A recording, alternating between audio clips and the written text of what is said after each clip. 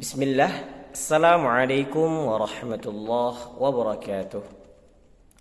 Alhamdulillah wassalatu wassalamu ala rasulillah wa ala alihi wa ashabihi wa man walah, amma ba'd. Ashhadu an la ilaha illallah wahdahu la syarika lah wa ashhadu anna Muhammadan abduhu wa rasuluhu la nabiyya wa la rasula ba'da.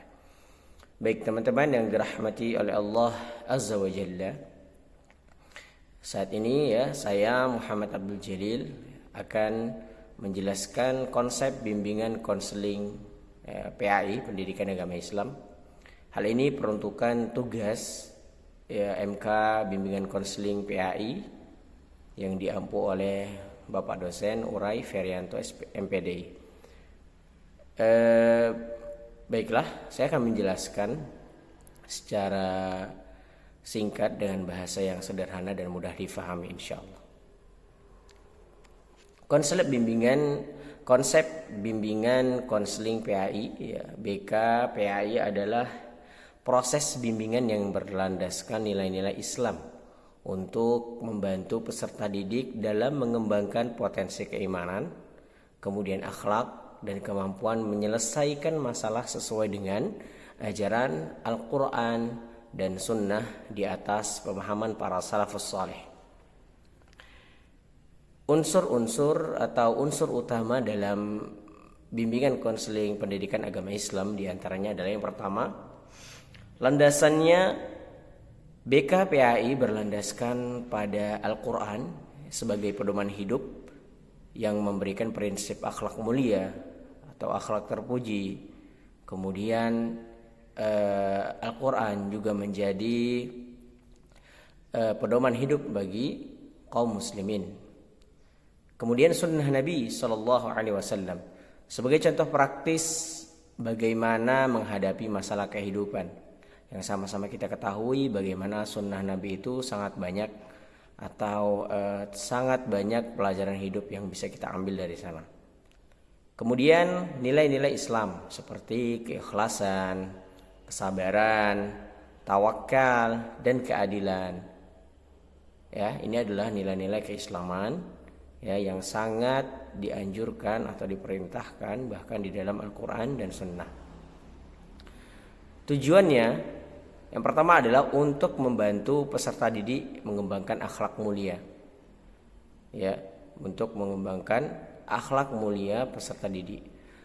Kemudian mengarahkan peserta didik untuk hidup sesuai dengan ajaran Islam, kemudian membantu mereka menyelesaikan masalah dengan pendekatan yang Islami. Kemudian fokus utama bimbingan konseling pendidikan agama Islam adalah mengembangkan kepribadian Islami agar peserta didik menjadi pribadi yang beriman, bertakwa, berakhlak mulia, dan seterusnya. Kemudian pemecahan masalah, membantu siswa dalam menghadapi masalah akademik, masalah pribadi, ataupun masalah sosial dengan solusi yang bijak serta Islami. Kemudian metode dan teknik nasihat Islami. Salah satu metodenya adalah nasihat Islami, memberikan bimbingan melalui hikmah dengan pengajaran nilai-nilai Islam yang tinggi, atau mungkin dengan kisah-kisah orang-orang soleh terdahulu dalam memberikan nasihat Islami. Kemudian tadabbur Al-Quran dan hadis Nabi SAW menggunakan ayat atau hadis Nabi. Ini insya Allah dapat membantu siswa memahami atau mendapatkan solusi daripada masalah yang sedang dihadapi. Kemudian pembiasaan ibadah, mendorong siswa untuk membiasakan dirinya beramal soleh, baik itu salat sunnah, salat wajib, kemudian doa, kemudian berzikir, kemudian menuntut ilmu syar'i agar mereka menjadi pribadi yang lebih tenang, pribadi yang lebih mampu menghadapi masalah dengan kepala dingin, tidak tergesa-gesa dan seterusnya. Kemudian role model, konselor menjadi contoh akhlak Islami bagi para peserta didik. Berikutnya ada ruang lingkup, ruang lingkup bimbingan konseling pendidikan agama Islam. Di antaranya adalah bimbingan akhlak yang mulia, mengarahkan peserta didik agar memiliki etika dan moral sesuai Islam. Kemudian bimbingan sosial, membantu mereka berinteraksi dengan baik ya, sesuai prinsip ukhuwah Islamiyah. Ya, di antaranya diajarkan Nabi Shallallahu alaihi wasallam, kita diajarkan untuk berakhlak yang mulia. Kemudian bimbingan akademik Islami, memotivasi belajar dengan niat ibadah dan memanfaatkan akhirat, yang mengedepankan akhirat. Kemudian bimbingan ibadah, mengingatkan pemahaman dan praktik ibadah. Ya, yang mana hal ini sama-sama kita ketahui, banyak anak-anak kita peserta didik yang tidak mengerti bagaimana tata cara ibadah dengan baik, dengan sesuai dengan Al-Quran dan Sunnah, atau sesuai dengan keinginan Nabi Sallallahu Alaihi Wasallam, keinginan Allah dan Rasulnya. Kemudian ada prinsip-prinsip bimbingan konseling pendidikan agama Islam.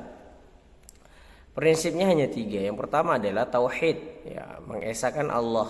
Semua bimbingan diarahkan untuk mengingatkan keimanan kepada Allah Rabbul Izzati wal Jalalah sebagai Tuhan dan pencipta seluruh makhluk yang ada di muka bumi ini. Kemudian tarbiyah, ya, prosesnya dibimbing kemudian diarahkan untuk meningkatkan keimanan kepada Allah, ya. Kemudian dengan metode tarbiyah, ya, proses bimbingan adalah pendidikan yang bertahap dan berkelanjutan, ya. Tidak bisa langsung dilihat hasilnya saat itu, ya.